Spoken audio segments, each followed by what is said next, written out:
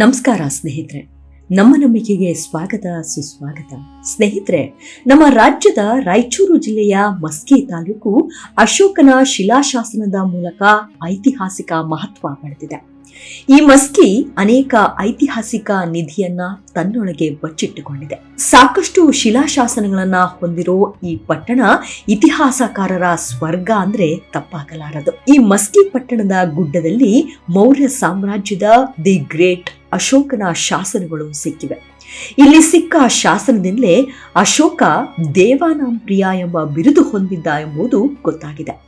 ಇಂಥ ಐತಿಹ್ಯ ಹೊಂದಿರೋ ಈ ಪಟ್ಟಣದಲ್ಲಿ ಇದೀಗ ಮತ್ತೊಂದು ರೋಚಕ ಇತಿಹಾಸ ಬಯಲಾಗಿದೆ. ಅದರಲ್ಲೂ 4000 ವರ್ಷಗಳ ಹಿಂದೆಯೇ ಇಲ್ಲಿ ವಸಾಹತು ಇತ್ತು, ಇಲ್ಲಿ ಜನವಸತಿ ಇತ್ತು ಅನ್ನೋದು ಇತಿಹಾಸಕಾರರು ಪತ್ತೆ ಹಚ್ಚಿದ್ದಾರೆ.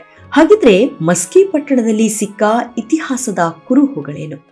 ನಾಗರಿಕ ಕಾಲಘಟ್ಟದಲ್ಲಿ ಇಲ್ಲಿದ್ದ ಜನವಸತಿ ಎಂಥದ್ದು? ಇಲ್ಲಿ ನಡೆಸುತ್ತಿರೋ ಉತ್ಖನನದ ವಿಶೇಷತೆಗಳೇನು ಅಂತ ನೋಡೋಣ ಬನ್ನಿ. 4000 ವರ್ಷಗಳ ಹಿಂದಿನ ಕುರುಹುಗಳೇನು ಅಂತ ನೋಡೋಣ. ಆದ್ರೆ ಅದಕ್ಕೂ ಮುನ್ನ ಈ ಮಸ್ಕಿ ಬಗ್ಗೆ ಒಂದಿಷ್ಟು ಮಾಹಿತಿಯನ್ನ ತಿಳಿದುಕೊಳ್ಳೋಣ. ಸ್ನೇಹಿತರೆ, ಈ ಮಸ್ಕಿ ಭಾರತದ ಕಲ್ಯಾಣ ಕರ್ನಾಟಕದ ರಾಯಚೂರು ಜಿಲ್ಲೆಯ ಒಂದು ಪಟ್ಟಣ. ತುಂಗಭದ್ರೆಯ ಉಪನದಿಯ ದಡದಲ್ಲಿರೋ ಈ ಊರಿಗೆ ಹಿಂದೆ ಮಹಾಸಂಗ ಅಥವಾ ಮಸಂಗಿಪುರ ಅಂತ ಕರೀತಾ ಇದ್ರು. 1915ರಲ್ಲಿ ಸಿ ಬಿಡನ್ ಎಂಬಾತನಿಂದ ಚಕ್ರವರ್ತಿ ಅಶೋಕನ ಸಣ್ಣ ಶಿಲಾಶಾಸನದ ಆವಿಷ್ಕಾರವಾಯಿತು. ಅವತ್ತಿನಿಂದ ಈ ಸ್ಥಳ ಐತಿಹಾಸಿಕ ಪ್ರಾಮುಖ್ಯತೆಯನ್ನ ಪಡೆದಿದೆ. ಈ ಮಸ್ಕಿಯಲ್ಲಿ ಸಿಕ್ಕ ಶಾಸನ ಚಕ್ರವರ್ತಿ ಅಶೋಕನ ಮೊದಲ ಶಾಸನವಾಗಿದ್ದು ಅವನನ್ನು ದೇವಾನಾಂಪ್ರಿಯ ಎಂದು ಉಲ್ಲೇಖಿಸಲಾಗಿದೆ. ಈ ಶಾಸನವನ್ನ ಗುಡ್ಡದ ಬಂಡೆಯ ಮೇಲೆ ಕೆತ್ತಲಾಗಿದೆ. ದೇವಾನಾಂಪ್ರಿಯೆ ಮತ್ತು ಪಿಯದಾಸಿ ದಕ್ಷಿಣ ಏಷ್ಯಾದ್ಯಂತ ಕಂಡುಬಂದ ಪ್ರಾಚೀನ ಶಾಸನಗಳಲ್ಲಿ ಮತ್ತು ಬೌದ್ಧ ಸಾಹಿತ್ಯದಲ್ಲಿ ಉಲ್ಲೇಖಿಸಲ್ಪಟ್ಟಿತ್ತು. ಆದ್ರೆ ಯಾರು ಈ ದೇವಾನಾಂಪ್ರಿಯ? ಯಾರು ಆ ವ್ಯಕ್ತಿ ಅಂತ ಯಾರು ಕೂಡ ದೃಢವಾಗಿ ಖಚಿತಪಡಿಸಿಕೊಳ್ಳಲು ಸಾಧ್ಯವಾಗಲಿಲ್ಲ. ಹೀಗಾಗಿ ವಿಭಿನ್ನ ಇತಿಹಾಸಕಾರರು ವಿಭಿನ್ನ ಅಭಿಪ್ರಾಯಗಳನ್ನ ಮಂಡಿಸುತ್ತಿದ್ರು.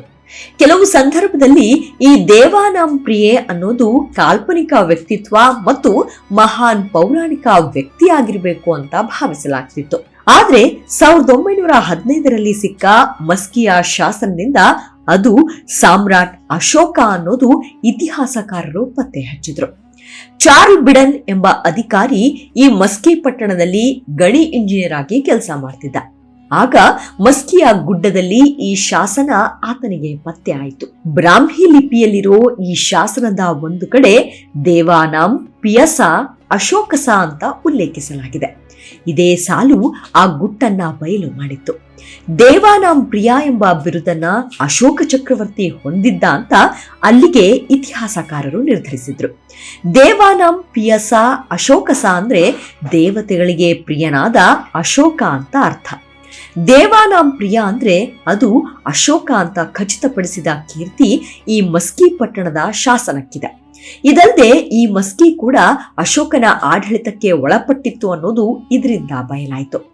ಕಳಿಂಗ ಯುದ್ಧದ ನಂತರ ಮನಪರಿವರ್ತನೆ ಮಾಡಿಕೊಂಡ ಅಶೋಕ ಅಹಿಂಸೆಯನ್ನ ಒಪ್ಪಿಕೊಂಡ. ಬಳಿಕ ಬೌದ್ಧ ಧರ್ಮವನ್ನ ಸ್ವೀಕರಿಸಿ ಆ ಧರ್ಮದ ಮತ್ತು ಅದರ ತತ್ವಗಳನ್ನ ಪ್ರಚಾರ ಮಾಡುತ್ತಿದ್ದ. ಇದಕ್ಕಾಗಿ ಆತ ತನ್ನ ಆಡಳಿತದಲ್ಲಿದ್ದ ಹಲವು ಪ್ರದೇಶಗಳಲ್ಲಿ ಶಾಸನಗಳನ್ನ ಕೆತ್ತಿಸಲು ಶುರು ಮಾಡಿದ. ಹೀಗೆ ಮಸ್ಕಿ ಪಟ್ಟಣದಲ್ಲೂ ಆತ ಶಾಸನವನ್ನ ಕೆತ್ತಿಸಿದ. ಆದರೆ ಮೊದಲ ಸಾಲಿನಲ್ಲೇ ದೇವಾನಾಂಪ್ರಿಯ ಅಶೋಕನಾದ ನಾನು ಬುದ್ಧ ಗುರುವಿನ ಅನುಯಾಯಿಯಾಗಿದ್ದೇನೆ ಅಂತ ಹೇಳ್ತಾನೆ. ಅಶೋಕನ ಶಾಸನಗಳು ಮಾತ್ರವಲ್ಲದೆ ಕಲ್ಯಾಣ ಚಾಲುಕ್ಯರ ಕಾಲದ ಶಾಸನಗಳು ಕೂಡ ಇಲ್ಲಿ ಪತ್ತೆಯಾಗಿವೆ. ಜೊತೆಗೆ ಶಿಲಾಯುಗದ ಮಾನವನ ಅಸ್ಥಿ ಪಂಜರಗಳು, ವಿಜಯನಗರ ಸಾಮ್ರಾಜ್ಯದ ಕಾಲದಲ್ಲಿ ಇಲ್ಲಿನ ದೇಗುಲಗಳಿಗೆ ದತ್ತಿ ನೀಡಿದ ಬಗೆಗಿನ ಶಾಸನಗಳು ಕೂಡ ಈ ಮಸ್ಕಿ ಪಟ್ಟಣದಲ್ಲಿವೆ. ವಿಜಯನಗರ ಸಾಮ್ರಾಜ್ಯದ ಸದಾಶಿವರಾಯ ಮತ್ತು ಅಚ್ಯುತರಾಯನ ಕಾಲದಲ್ಲಿ ಈ ಮಸ್ಕಿ ಪಟ್ಟಣಕ್ಕೆ ಮೊಸಗೆ ಎಂಬ ಹೆಸರಿನಿಂದ ಕರೆಯಲಾಗ್ತಿತ್ತು ಅಂತ ಹೇಳುವ 2 ಶಾಸನಗಳು ಇಲ್ಲಿ ಸಿಕ್ಕಿವೆ. ಇದಲ್ಲದೆ ಚಾಲುಕ್ಯರ ಕಾಲದಲ್ಲಿ ಈ ಊರಿಗೆ ಮೊಸಂಗಿ ಅಂತ ಕರೀತಾ ಇದ್ರು ಅನ್ನೋ ದಾಖಲೆಗಳು ಕೂಡ ಪತ್ತೆಯಾಗಿವೆ. ಇನ್ನು ರಾಜರಾಜ ಚೋಳನಿಗೆ ಪರಕೇಸರಿ ವರ್ಮ ಅನ್ನೋ ಬಿರುದು ಇತ್ತು ಅನ್ನೋದಕ್ಕೆ ಇರೋ ಏಕೈಕ ಬಂಡೆಗಲ್ಲಿನ ಶಾಸನ ಕೂಡ ಇದೇ ಮಸ್ಕಿ ಪಟ್ಟಣದಲ್ಲಿ ಸಿಕ್ಕಿದೆ. ಇದಲ್ಲದೆ 1000 ವರ್ಷಗಳ ಹಿಂದೆ ಕಲ್ಯಾಣ ಚಾಲುಕ್ಯರ ದೊರೆ 2ನೇ ಜಯಸಿಂಹ ಆಳ್ತಿದ್ದ. ರಾಜರಾಜ ಚೋಳ ಆಗ ಈ ಪಟ್ಟಣದ ಮೇಲೆ ದಾಳಿ ಮಾಡ್ತಾನೆ. ಆಗ 2ನೇ ಜಯಸಿಂಹ ಸೋತು ಚೋಳರು ಮತ್ತು ಪಾಂಡ್ಯರಿಗೆ ಶರಣಾಗ್ತಾನೆ. ಅದೇ ಹೊತ್ತಲ್ಲಿ ಇಡೀ ಮಸ್ಕಿ ಪಟ್ಟಣ ಸುಟ್ಟು ಹೋಗುತ್ತೆ ಎನ್ನಲಾಗತ್ತೆ. ಇವತ್ತು ಮೂಲ ಮಸ್ಕಿ ಪಟ್ಟಣ ಸುಟ್ಟು ಹೋಗಿದ್ದು, ಈಗಿರೋ ಹೊಸ ಪಟ್ಟಣ ಆ ಸುಟ್ಟು ಹೋದ ಜಮೀನಿನ ಮತ್ತೊಂದು ಬದಿಯಲ್ಲಿದೆ. ಆ ಬಳಿಕ ರಾಜರಾಜ ಚೋಳ ಇಲ್ಲಿನ ಒಂದು ಬಂಡೆಕಲ್ಲಿನ ಮೇಲೆ ತನ್ನ ರಾಜಲಾಂಛನವಾದ ಹುಲಿಯ ಚಿತ್ರವನ್ನ ಕೆತ್ತಿಸಿದ್ದಾನೆ. ಇದು ಕೂಡ ಒಂದು ಅಪರೂಪದ ಶಾಸನ ಅಂತಾನೆ ಹೇಳ್ಬೋದು. ಇನ್ನು ಈ ಮಸ್ಕಿ ಪಟ್ಟಣದಲ್ಲಿ ಬೌದ್ಧ ಸ್ತೂಪ ಕೂಡ ಒಂದಿತ್ತು. ಇವತ್ತಿಗೂ ಅಲ್ಲಿ ಅದರ ಅವಶೇಷಗಳು ಸಿಕ್ಕಿವೆ. ಅಶೋಕ ಮಾಡಿಸಿದ್ದ ಎನ್ನಲಾದ 84,000 ಬೌದ್ಧ ಸೂಕ್ತಗಳಲ್ಲಿ ಈ ಮಸ್ಕಿಯಲ್ಲಿರೋದು ಕೂಡ ಒಂದು. ಇಂಥ ಮಸ್ಕಿ ಪಟ್ಟಣದ ಬಗ್ಗೆ ಇತಿಹಾಸಕಾರರಿಗೆ ಯಾವತ್ತಿಗೂ ಒಂದು ಕುತೂಹಲ ಇದ್ದೇ ಇತ್ತು.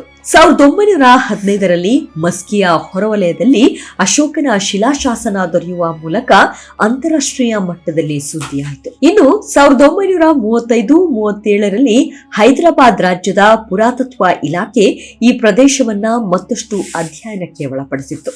1954ರಲ್ಲಿ ಭಾರತದ ಪುರಾತತ್ವ ಸಮೀಕ್ಷೆಯ ಅಧಿಕಾರಿ ಅಮಲಾನಂದ ಘೋಷ್ ಈ ಸ್ಥಳವನ್ನ ಉತ್ಖನನ ಮಾಡಿ ಈ ಪ್ರದೇಶ 4 ವಿಭಿನ್ನ ಸಾಂಸ್ಕೃತಿಕ ಅವಧಿಗಳಲ್ಲಿ ಆಕ್ರಮಿಸಿಕೊಂಡಿದೆ ಎಂಬುದನ್ನ ಪತ್ತೆ ಹಚ್ಚಿದ್ರು. ಅದರ ಮುಂದುವರಿದ ಭಾಗವಾಗಿ ಇಲ್ಲಿ 4000 ವರ್ಷಗಳ ಹಿಂದೆಯೇ ಜನವಸತಿ ಇತ್ತು ಅನ್ನೋದನ್ನ ಈಗ ಪತ್ತೆ ಹಚ್ಚಲಾಗಿದೆ.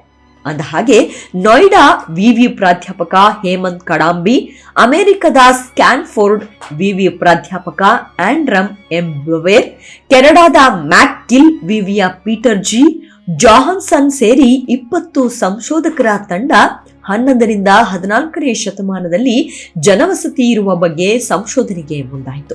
ಇದಕ್ಕಾಗಿ ದೇಶದ ವಿವಿಧ ಪ್ರದೇಶಗಳಲ್ಲಿ ಸುಮಾರು 271 ಸ್ಥಳಗಳನ್ನ ಗುರುತು ಹಾಕಿಕೊಂಡಿತ್ತು. ಅದರಲ್ಲಿ ಮಸ್ಕಿ ಪಟ್ಟಣ ಕೂಡ ಒಂದು. ಈ 20 ಸಂಶೋಧಕರ ತಂಡ ಪುರಾತತ್ವ ಇಲಾಖೆಯಿಂದ ಅನುಮತಿ ಪಡೆದು ಕಳೆದ 3 ತಿಂಗಳಿನಿಂದ ಇಲ್ಲಿ ಸಂಶೋಧನೆ ನಡೆಸುತ್ತಿದೆ. ಮಸ್ಕಿ ಪಟ್ಟಣದ ಮಲ್ಲಿಕಾರ್ಜುನ್ ಬೆಟ್ಟ ಮತ್ತು ಆಂಜನೇಯ ಸ್ವಾಮಿ ದೇಗುಲ ಬಳಿ ಉತ್ಖನನ ನಡೆಸುತ್ತಿದ್ದ ವೇಳೆ ಸುಮಾರು 4000 ವರ್ಷ ಹಳೆಯದಾದ ಅಪರೂಪದ ಮಣ್ಣಿನ ಪಾತ್ರೆ, ಅಲಂಕಾರಿಕ ವಸ್ತುಗಳು, ಗೃಹೋಪಯೋಗಿ ವಸ್ತುಗಳು ಪತ್ತೆಯಾಗಿವೆ. ಈ ಮೂಲಕ ಮಾನವನ ಆರಂಭಿಕ ನಾಗರಿಕ ಕಾಲಘಟ್ಟದಲ್ಲೇ ಇಲ್ಲಿ ಜನವಸತಿ ಇತ್ತು ಅನ್ನೋದಕ್ಕೆ ಪುರಾವೆಗಳು ಸಿಕ್ಕಂತಾಗಿದೆ. ಜೊತೆಗೆ ಕ್ರಿಸ್ತಪೂರ್ವ 1400ರಿಂದ ಕ್ರಿಸ್ತಪೂರ್ವ 1100ರ ಮಧ್ಯದಲ್ಲೇ ಮಾನವನ ವಸಾಹತು ಮಸ್ಕಿಯಲ್ಲಿತ್ತು ಅನ್ನೋದು ಈ ಉತ್ಖನನದ ಮೂಲಕ ಪತ್ತೆಯಾಗಿದೆ. 1ನೇ ಅವಧಿ ನವಶಿಲಾಯುಗದ ಚಾಲ್ಕೋಲಿಥಿಕ್, 2ನೇ ಅವಧಿಯ ಮೆಘಾಲಿಥಿಕ್, 3ನೇ ಅವಧಿ ಆರಂಭಿಕ ಇತಿಹಾಸ ಹಾಗೂ 4ನೇ ಮಧ್ಯಕಾಲೀನ ಅವಧಿಯಲ್ಲಿ ಕಾರ್ಲಿಯನ್ ಮತ್ತು ಓಪಲ್ನಿಂದ ಮಾಡಿದ ಮೈಕ್ರೋಲಿತ್ಗಳು ಮತ್ತು ಬ್ಲೇಡ್ಗಳು ಇಲ್ಲಿ ಸಿಕ್ಕಿವೆ ಅಂತ ಹೇಳಲಾಗ್ತಿದೆ. ಜೊತೆಗೆ ಹವಳ, ಚಿಪ್ಪು ಮತ್ತು ಇತರೆ ವಸ್ತುಗಳು, ಅಲಂಕಾರಿಕ ಮಣಿಗಳು ಸಹ ಉತ್ಖನನದ ವೇಳೆ ಪತ್ತೆಯಾಗಿವೆ ಅಂತೆ. ಸದ್ಯ ಅಮೆರಿಕದ ಸ್ಕ್ಯಾನ್ಫೋರ್ಡ್ ವಿಶ್ವವಿದ್ಯಾಲಯದ ಡಾಕ್ಟರ್ ಆಂಡ್ರಮ್ ಎಂ ಬವೇರ್, ಕೆನಡಾದ ಮ್ಯಾಕ್ಗಿಲ್ ವಿಶ್ವವಿದ್ಯಾಲಯದ ಡಾಕ್ಟರ್ ಪೀಟರ್ ಜಿ ಜೊಹಾನ್ಸನ್ ಮತ್ತು ದೆಹಲಿಯ ನೋಯ್ಡಾ ವಿಶ್ವವಿದ್ಯಾಲಯದ ಡಾಕ್ಟರ್ ಹೇಮಂತ್ ಕಡಾಂಬಿ ಸಂಶೋಧನಾ ವಿದ್ಯಾರ್ಥಿಗಳೊಂದಿಗೆ ಸಂಶೋಧನೆ ನಡೆಸಿ ವಾಪಸ್ಸಾಗಿದ್ದಾರೆ ಅಂತ ಹೇಳಲಾಗ್ತಿದೆ. ಉತ್ಖನನ ಮಾಡಿ ಕೆಲವು ಪಳೆಯುಳಿಕೆಗಳನ್ನ ಸಂಗ್ರಹಿಸಿಕೊಂಡಿದ್ದಾರೆ.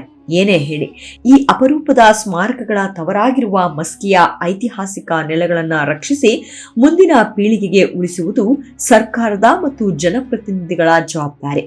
ಆದ್ರೆ ಇದನ್ನ ಅವರು ಮಾಡ್ತಾರಾ ಗೊತ್ತಿಲ್ಲ. ನನಗೆ ನೆನಪಿರೋ ಹಾಗೆ ಮಸ್ಕಿಯಿಂದ ಕಲಬುರ್ಗಿಗೆ ಹೋಗಬೇಕಾದ ರಸ್ತೆಯೊಂದು ಸುಮಾರು 20ಕ್ಕೂ ಹೆಚ್ಚು ವರ್ಷಗಳ ಕಾಲ ಮೊಳಕಾಲುದ್ದ ಗುಂಡಿಯನ್ನ ಹೊಂದಿದ್ದು ಅಂತ ನನ್ನ ಸ್ನೇಹಿತರೊಬ್ಬರು ಹೇಳಿದ ಮಾತು. ಆದ್ರೀಗ ರಸ್ತೆ ಚೆನ್ನಾಗಿ ಆಗಿದೆ ಅಂತಿದ್ದಾರೆ. ಅದಿರಲಿ, ಈ ಐತಿಹಾಸಿಕ ಕುರುಗಳನ್ನ ಕಾಪಾಡಿ ಅವುಗಳನ್ನ ಮತ್ತಷ್ಟು ಸಂಶೋಧನೆಗೆ ಒಳಪಡಿಸಬೇಕಾಗಿದೆ. ಜೊತೆಗೆ ಹೆಮ್ಮೆಯ ಇತಿಹಾಸವನ್ನ ತಿಳಿದುಕೊಂಡು ಉತ್ತರ ಕರ್ನಾಟಕದ ಜನ ತಮ್ಮ ಗತ ವೈಭವವನ್ನ ಯಾವತ್ತೂ ಮರೆಯಬಾರದು ಅಂತ ಹೇಳುತ್ತಾ ಇಂದಿನ ವಿಡಿಯೋವನ್ನ ಮುಗಿಸ್ತಾ ಇದ್ದೀವಿ. ಮತ್ತೆ ಮುಂದಿನ ಎಪಿಸೋಡ್ ನಲ್ಲಿ ಭೇಟಿಯಾಗೋಣ. ಅಲ್ಲಿಯವರೆಗೂ ನಿಮ್ಮ ಆರೋಗ್ಯದ ಕಡೆ ಗಮನವಿರಲಿ. Take care. ನಮಸ್ಕಾರ.